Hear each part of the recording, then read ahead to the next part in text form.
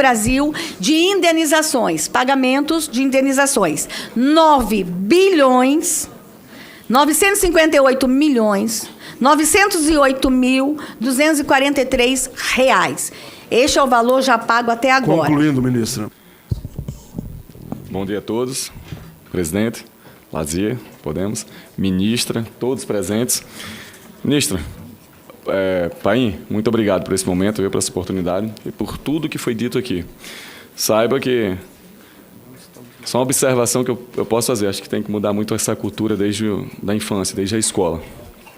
É o que eu tento fazer lá no meu estado, na educação.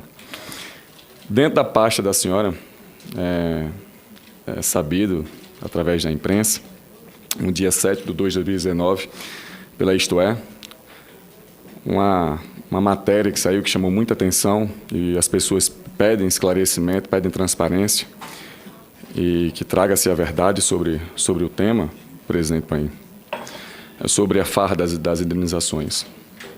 Nessa mesma reportagem, não ficou claro, e se a senhora tivesse a informação, eu pediria que a senhora me esclarecesse, que um determinado ex-presidente ganhou uma parcela, uma porção em dinheiro. Não se sabe dizer se foi continuada ou se foi já total, absoluto. E dentro desse mesmo tema, já que me interessa porque eu consegui 30 assinaturas para abrir uma CPI dentro dessa casa, os critérios que eu tanto questiono, se está seguindo dentro da lei ou se eles estão sendo objetivos ou subjetivos, dentro dessa mesma posição. E se a senhora já tem algo concreto que se possa passar aqui, pelo menos para que esse fomento se acelere, que essa CPI tenha andamento dentro dessa casa.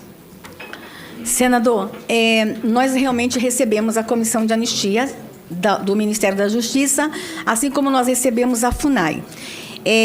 O Ministério, o nosso decreto de formação do Ministério, ele começou a vigorar a partir de 30 de janeiro. Então, a comissão teve esse período de transição de um ministério para o outro. Nós não conseguimos ainda todas as respostas que o senhor quer. Nós estamos abrindo os processos, nós estamos lendo os processos. Mas vamos deixar claro uma coisa. Eu fico muito preocupado com as notícias que estão circulando aí, e algumas, inclusive, atribuindo a falas dessa ministra. Como atribui muitas falas que não são minhas, ou exagerem algumas falas minhas lá do passado. Nós precisamos respeitar os anistiados. Tá? Nós temos muitos processos ali que foram legais, justos, e nós precisamos respeitar os anistiados. Eu tenho muito medo que, nesse bolo, as pessoas que receberam, porque mereciam, sejam rotulados de fraude. Mas existem alguns processos ali que a gente vai precisar rever, sim, com certeza. E a gente já recebeu, nessa semana, um servidor da Controladoria Geral da União que vai começar a rever alguns processos conosco. Vai começar a analisar.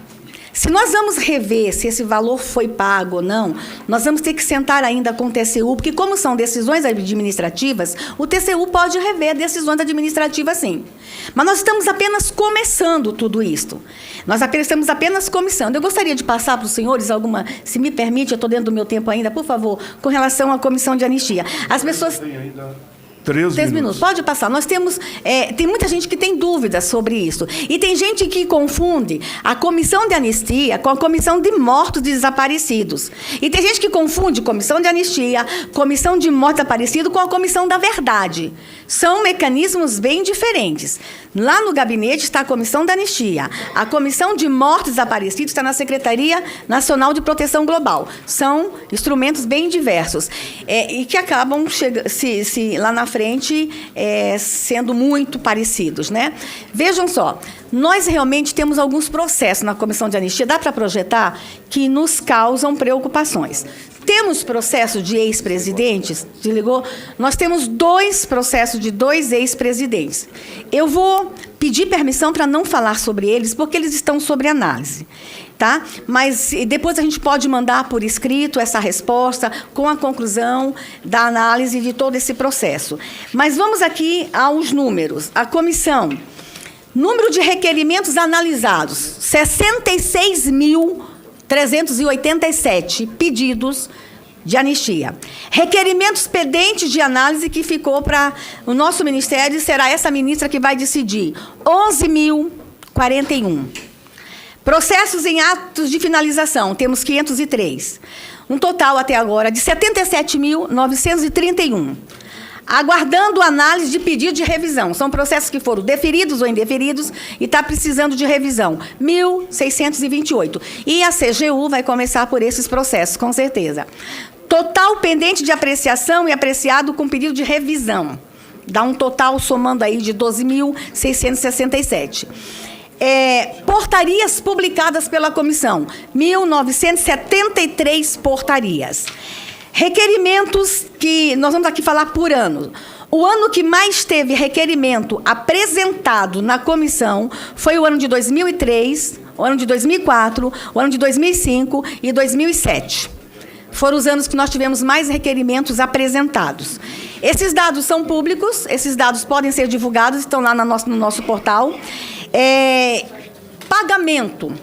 Quanto nós já pagamos até agora no Brasil de indenizações, pagamentos de indenizações? 9 bilhões, 958 milhões, 908.243 reais. Este é o valor já pago até agora. Concluindo, ministra, para que todos possam perguntar e Vossa Excelência poder responder a todos. Mas eu acho que a gente podia fazer uma audiência pública só sobre a comissão de anistia. Respondido? Ok. Então, vamos em frente. De imediato, senadora Maílza Gomes. Bom dia a todos. A ministra Damares, é uma honra recebê-la. E ao presidente, senador Paulo Paim. Eu quero parabenizá-la, pela exposição do seu trabalho, belíssimo, em defesa das mulheres, da criança e do adolescente. Essa é a nossa luta diária, que devemos ter, constante, porque direitos é para todos, independente de raça, de cor, de sexo. Enfim, parabéns pelo seu trabalho. Confiamos nele e sei que o Brasil terá uma representante acima daquilo que está precisando. Eu represento o Acre, inclusive tive a participação agora no Facebook de muitas pessoas, muita gente parabenizando, demonstrando a importância que tem. E, inclusive, vamos fazer neste mês da mulher um evento, dia 29 de março, qual a senhora foi convidada, já confirmou presença, obrigada, no sentido de demonstrar, valorizar aquelas mulheres que se empenham, que fazem muito bem o seu trabalho, principalmente no Acre, onde temos um momento de ascensão da mulher no Ministério Público, na Procuradoria Feminina, na Universidade Federal, a nossa reitora, na OAB, 4 deputadas federal, senadora, enfim, prefeitas. Então, é um momento assim de grande expressão para a gente do Acre, e eu quero, então, parabenizá-la por tudo isso, e pode contar com o meu apoio, com o meu mandato, no sentido de valorizar o nosso Brasil e tendo a palavra de ordem aqui nessa comissão de amor ao próximo. Muito obrigada. Eu Depois da fala, 5 minutos são seus. As mulheres empoderadas do Acre. Parabéns, senadora. O Acre tem nos deixado muito felizes com essas mulheres todas ocupando cargos no Estado, cargos de alto escalão. E aqui nós vamos dar uma notícia para o Brasil. O Ministério da Mulher vai lançar em julho uma campanha de incentivo, motivação, que mulheres se candidatem na próxima eleição. Nós temos muitas câmaras de vereadores, senhores, que não tem uma única mulher representando o município. E nós temos como objetivo de fazer uma grande campanha que pelo menos uma mulher em cada Câmara de Vereadores no Brasil esteja ali representando as mulheres. Parabéns ao Acre. Senadora, parabéns pelo seu trabalho. Também me coloco à disposição lá no Ministério e vamos estar juntas lá no Acre. Muito bem. Senadora Soraya saiu. Senador Dr. Mário Mota está voltando. Senadora Selma Arruda. Bom dia, senhora ministra. Eu sou senadora eleita pelo Estado de Mato Grosso, pelo PSL. É um prazer estar aqui conversando com a senhora pela primeira vez. Eu gostaria de lhe fazer uma pergunta pela minha vivência como juíza que fui durante alguns anos e pela minha vivência como mãe e avó que sou. Eu não sou o tipo de pessoa que acredita que se muda um país fazendo leis. Eu penso que se muda um país fazendo hábitos, fazendo cultura, né? Então eu pergunto à senhora, diante dessa família que hoje nós temos tão desestruturada, né? Aonde, eu sempre falo isso, aonde você olha, o pai está no WhatsApp, olha a mãe também, e a criança tem um celularzinho já desde 1 aninho de idade, né? E é aquilo que a doutrina, é aquilo que faz ela parar quietinha, é aquilo, se acabar a bateria, o menino se joga no chão, parece que o mundo acabou, né? Então, hoje em dia, nós temos as famílias desestruturadas e fica uma interrogação muito grande de como resgatar essas famílias e não colocar na escola apenas o encargo de educar essas crianças. Começar pelos pais. Eles é que têm que levar, fazer com que os filhos cheguem à escola com princípios éticos, morais mínimos para ter uma convivência adequada na escola, né? Então, eu lhe pergunto, existem políticas públicas já no Ministério voltadas a esse resgate da família? Sim, senadora. E é por isso que vem a Secretaria Nacional da Família. Nós entendemos, senadora, que nós não podemos mais construir nenhuma política pública nessa nação sem a perspectiva da família. Nós vamos precisar colocar a família como protagonista em todas as políticas públicas. As pessoas perguntam assim, mas eu não estou entendendo. Deixa eu explicar claramente. Uma política pública para as pessoas com deficiência, uma política pública para as pessoas com doenças raras. Nós estamos construindo políticas públicas para a pessoa que tem, por exemplo, o mal de Alzheimer. Vamos trabalhar políticas públicas e benefícios para eles. Mas e a família dessa pessoa? Como é que fica? Nós estamos hoje com doenças como a esclerose, que está chegando cada vez mais cedo, jovens desenvolvendo essa doença. A mãe de um jovem com essa doença, nós estamos pensando nela? Nós estamos pensando nessa família? Nós tivemos um debate agora, senadora, com as doenças raras, e uma mãe falou para nós que a filha dela chegava a ter 140 convulsões por dia. Essa mãe chegou a ficar 4 dias sem tomar banho, porque a vida dela era ficar ao lado desta criança. A criança conseguiu uma liminar para o remédio, ela tem um remédio para a criança, ela tem assistência médica. Mas e essa mãe? O que nós estamos fazendo por essa mãe? Que políticas públicas nós estamos fazendo para as famílias das pessoas com doença rara? Será que não estava na hora da gente ter aí, o Estado oferecer para essa mãe um cuidador por semana e dizer para essa mãe, sai, vai passear, vai andar, vai ao cinema, vai fazer unha, vai dormir, um cuidador uma vez por semana? Esse é um exemplo pequenininho no que eu quero dizer. Nós vamos ter que trabalhar o resgate da família, nós vamos ter que trabalhar políticas públicas voltadas para a família, nós vamos ter que trabalhar, senadora, o fortalecimento de vínculos no Brasil. Nós vamos ter que trabalhar, inclusive, nas famílias que estão se formando.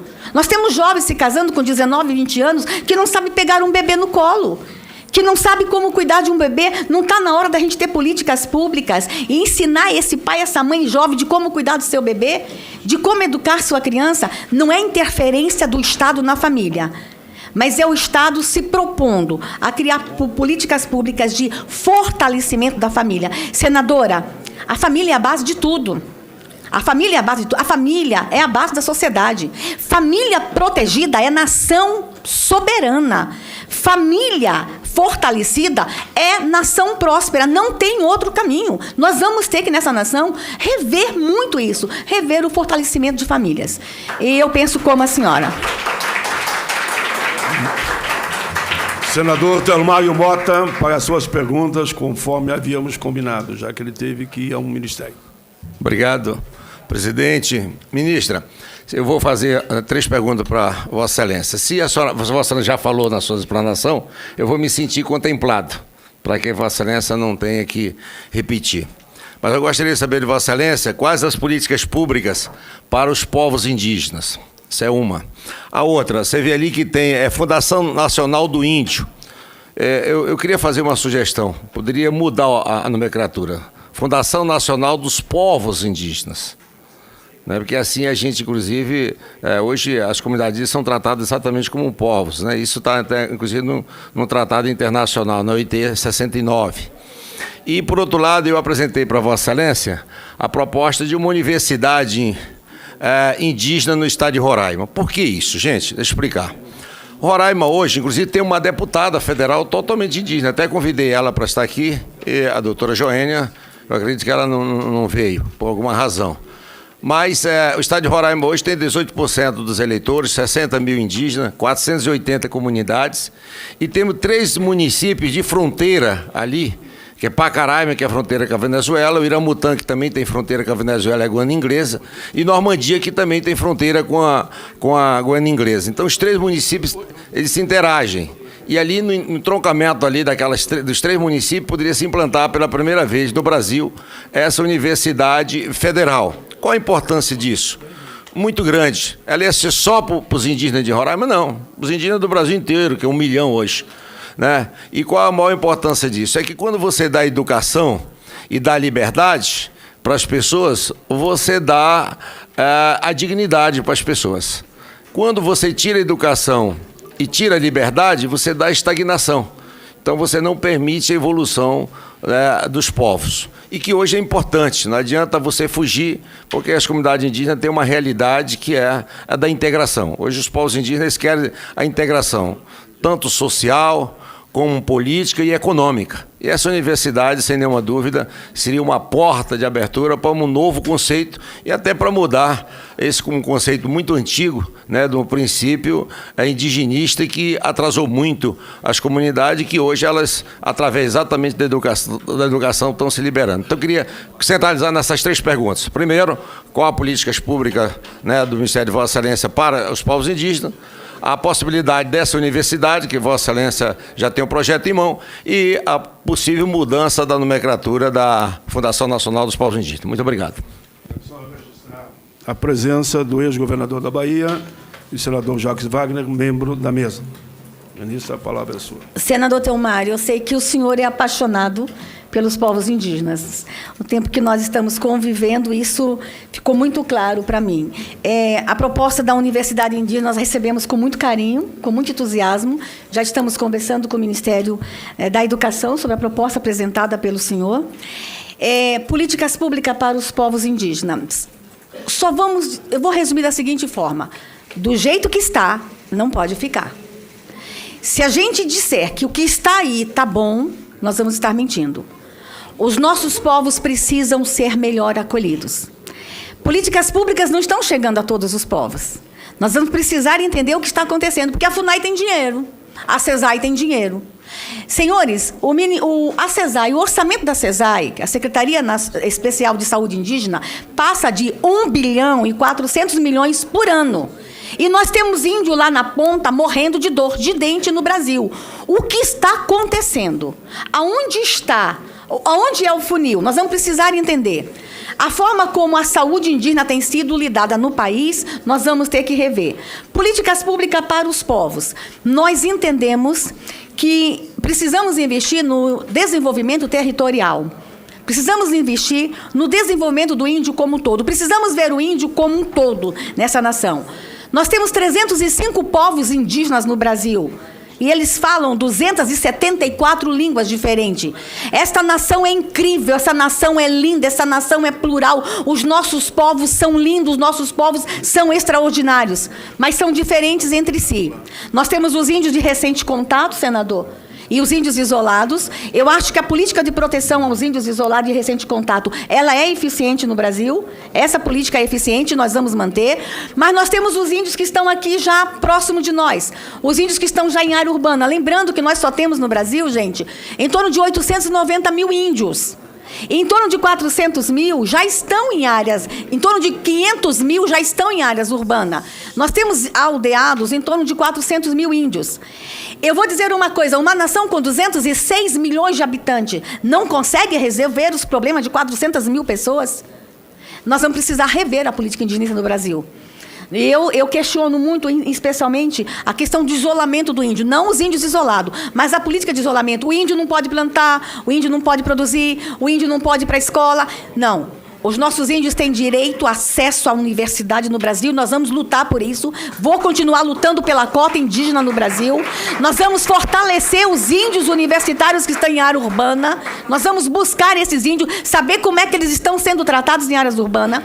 O índio que quiser plantar vai poder plantar. Estamos conversando com os demais ministérios. Apelo ao plenário, desenvolvimento dos povos indígenas como um todo, respeitando a cultura, mas preservando a vida.